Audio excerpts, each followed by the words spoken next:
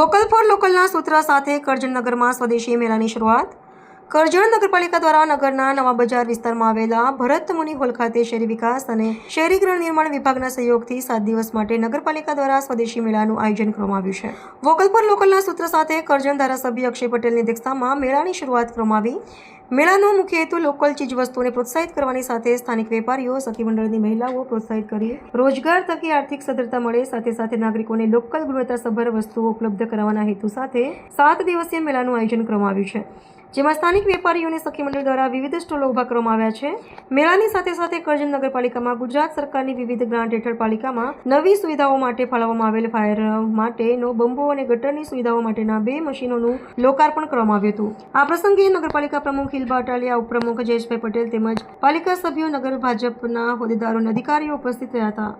કરજણ નગરપાલિકા દ્વારા આજરોજ તારીખ 9 માર્ચથી લઈને 15 માર્ચ સુધી સ્વદેશી મેળાનું આયોજન કરવામાં આવેલું છે. સરકારશ્રીની સૂચના મુજબ નગરપાલિકામાં ફક્ત ઇન્ફ્રાસ્ટ્રક્ચરના કામો જ નહીં, પરંતુ સાથોસાથ નગરપાલિકાના છેવાડાના માનવીનું આર્થિક પ્રોત્સાહન મળે, આર્થિક ઉપાર્જન થાય, સખી મંડળો આર્થિક રીતે સદ્ધર બને, બચત થાય નાણાકીય એમની, અને એ સખી મંડળો સદ્ધર બને એના માટે આ આખો સ્વદેશી મેળાનો કાર્યક્રમ 7 દિવસ માટે આયોજન કરવામાં આવ્યું છે. ભરત મુનિ હોલ ખાતે આયોજન કરવામાં આવ્યું છે.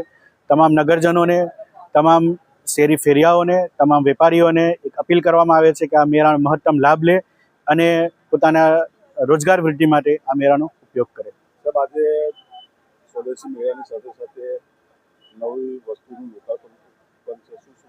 સાથોસાથ આજરોજ કરજણ નગરપાલિકાના ધારાસભ્ય શ્રી મુખ્ય અતિથિ તરીકે પધારેલા હોય નગરપાલિકા તંત્ર અને નગરપાલિકાના પદાધિકારીશ્રીઓ દ્વારા નક્કી કરવામાં આવેલ કે રાજ્ય સરકારશ્રી તરફથી અમને જે 3 સાધનો મળેલા છે, મિની ટેન્ડર, ડીલ સિલ્ટિંગ મશીન અને જેટિંગ કન્સ્ટ્રક્શન મશીન, જેની કિંમત અંદાજિત 1.5 કરોડ રૂપિયાની ઉપર થાય છે, એના એક સાધનોના નગરજનો માટે ઉપયોગ કરી શકે એના લોકાર્પણનો પણ કાર્યક્રમ માનનીય ધારાસભ્યશ્રીના હસ્તે અને પ્રમુખશ્રીની ઉપસ્થિતિમાં રાખવામાં આવેલો છે.